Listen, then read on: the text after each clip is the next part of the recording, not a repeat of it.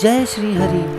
प्रिय साथियों, हमारे आज के इस वीडियो में हम प्रणव यानी ओमकार की महिमा और उसके रहस्यों पर चर्चा करेंगे।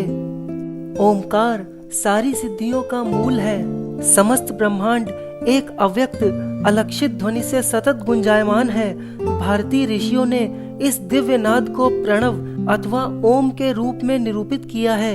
यह आदि शब्द जो नाद एवं ध्यान में निहित है, यह नवजात शिशु का प्रथम उच्चारण है और इसी का वाचार्थ ब्रह्म है। प्रणव सभी देवों का सार है। यह सृष्टि के विकास का सूत्र है। यह भारतीय धर्म, दर्शन, आध्यात्म, तंत्र और ज्ञान का मूल एवं बीज मंत्र है। यह प्राचीनतम वैदिक वांग्मय से लेकर अद्यतन वांग्मय तक सर्वोपरि महिमा और भास्वरता के साथ देदीप्यमान है। भारतीय वांग्मय का कोई भी अंग इसकी महिमा एवं गरिमा से अछूता नहीं है। सिद्ध, साधक, संत और योगी सभी इसका बखान करते थकते नहीं हैं। आइए अब हम जानते हैं कि वेद शास्त्रों में ओम का अर्थ निरूपण किस प्रकार किया गया है और ओम का अर्थ क्या है। प्रणव शब्द का सर्वप्रथम उल्लेख माध्यान्दिन संहिता, काव्य संहिता तथा ऋग्वेद के खिल सूक्त में मिलता है। प्रणव शब्द प्र, णु, स्तुतो और अप उपसर्ग के योग से निष्पन्न होता है। प्र उपसर्ग पूर्वक णु धातु का प्रयोग ऋग्वेद के कई स्थानों पर मिलता है। ऋग्वेद में इसका अर्थ शब्द गति स्तुति परक माना गया है। ऋग्वेद के खिल सूक्त में ओमकार रूप प्रणव को ही पुरुषोत्तम तथा परमात्मा कहा गया है। प्रणव ही एकाक्षर ब्रह्म है।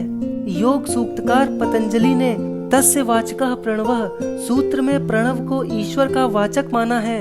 ऋग्वेद का प्रथम मंत्र ओम अग्निमीले और इसके आरण्यक का अंत इत्योयम से होता है। इसी प्रकार यजुर्वेद में ओम इथे तु जेत्वा और ओम खम ब्रह्म है। अथर्ववेद में इसे सेतु कहा गया है क्योंकि यह मंत्रों के लिए सेतु रूप है। ब्राह्मण ग्रंथों में प्रणव की महिमा इस प्रकार वर्णित है। शतपथ ब्राह्मण के अनुसार ओम का ध्यान करना चाहिए। यही सत्य एवं यथार्थ है। इसे सभी देवता जानते हैं। ऐतरेय के अनुसार ब्रह्म के सृष्टि सृजन में तीनों व्याहतियों के तप से ओम की सृष्टि हुई। उसी का विस्तार समस्त ब्रह्मांड में है। वही स्वर्ग है। सूर्य रूप में जो तप रहा है वही ओम है। गोपथ ब्राह्मण में स्पष्ट किया गया है कि ब्रह्मा ने सृष्टि रचना के प्रारंभ में ओम का ही सर्वप्रथम साक्षात्कार किया। गोपथ ब्राह्मण ओमकार में आध्यात्मिक उपासना का भी उल्लेख मिलता है। उसके मंत्र के अनुसार ओमकार आध्यात्म, आत्म भैषज्य तथा आत्म कैवल्य रूप है। ओम की उपासना से मोक्ष की प्राप्ति हो सकती है। इस नश्वर संसार के गतिचक्र से मुक्त हुआ जा सकता है। उपनिषद की प्रखर साधना भूमि में ओमकार को साधना का बीज मंत्र माना गया है। इसकी मान्यता है कि यह विश्वात्मक एवं विश्वातीत दोनों है।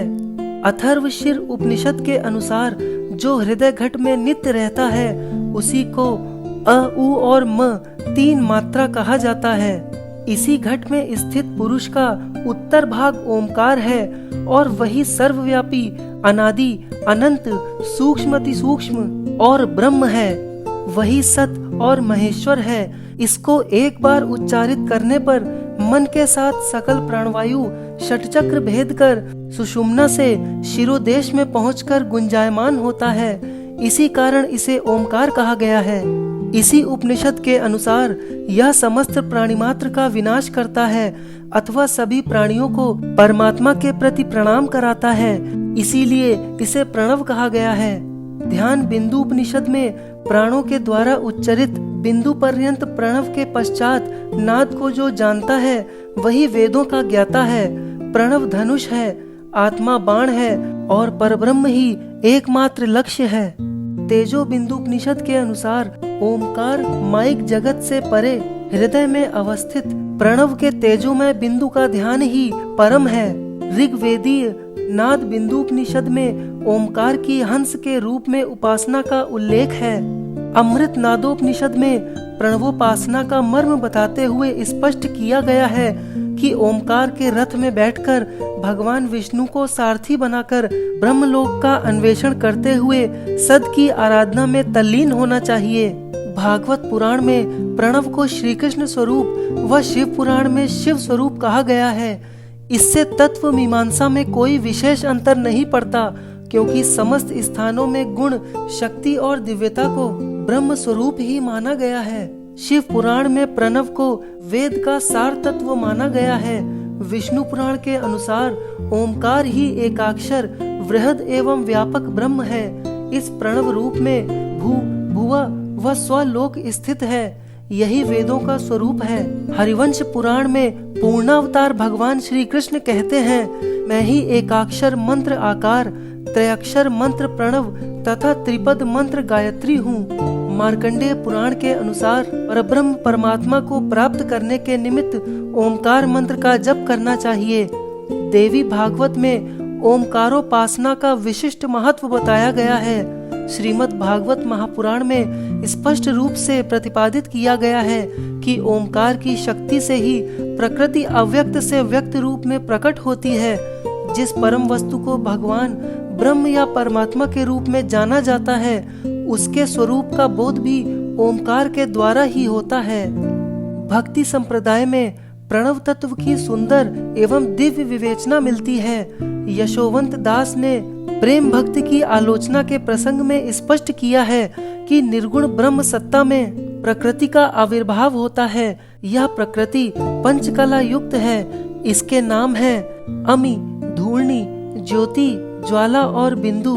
इन 5 कलाओं के कारण सलिल में विलीन होने पर योगमाया का जन्म होता है, जिनका आदिशक्ति अर्धमात्रा के नाम से वर्णन किया जाता है। इसके पश्चात कमल रूपी काल पुरुष की उत्पत्ति होती है। यह काल रूप कमल कारण समुद्र में स्थिर नहीं रह सकता। तब योगमाया अथवा अर्धमात्रा अपने अंग से ओमकार की सृष्टि करती है। वेद और उपनिषद में ही नहीं, बल्कि शैव, शाक्त, वैष्णव आदि मतों में भी प्रणव का आख्यान मिलता है। बौद्ध, जैन, सिख आदि धर्मों में भी ओमकार को स्वीकारा गया है। बौद्ध ओम मणिपोहुम का पवित्र उच्चारण करते हैं। जैन धर्म में ओम पंच परमेष्टि का वाचक है और सिद्ध चक्र यंत्र का बीज मंत्र है। सप्ताक्षरी मंत्र ओम, ह्रीम, श्रीम, अर्ह नमा में ओमकार विद्यमान है। सिख धर्म में एक ओमकार सद्गुरु प्रसाद कहकर माथा झुकाया जाता है। ईसाई धर्म के आमीन और इस्लाम के अर्धचंद्र की भी ओम से व्युत्पत्ति हुई मानी जाती है। मिस्र देश के आइसिस देवता के विकास का कारण भी ई के आधार पर ओम माना जाता है। यहाँ ई से तात्पर्य मातृ देवी से है। भौतिक और आध्यात्मिक लाभ प्राप्त करने के लिए भी ओमकार की साधना का विशेष महत्व है।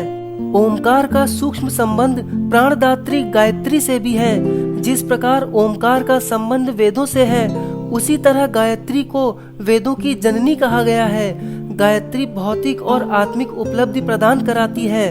ओमकार की विशिष्ट साधनाओं से भी ये दोनों प्रकार के लाभ प्राप्त किए जा सकते हैं। महामनीषी, तंत्र, योग एवं साधना के शिखर पुरुष पंडित गोपीनाथ कविराज ने स्पष्ट किया है कि गायत्री के साथ ओमकार परब्रह्म का वाचक है।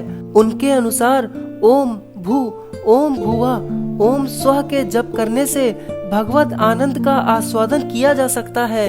इससे चित्त निर्मल हो जाता है और शरीर में अमृत झरने लगता है।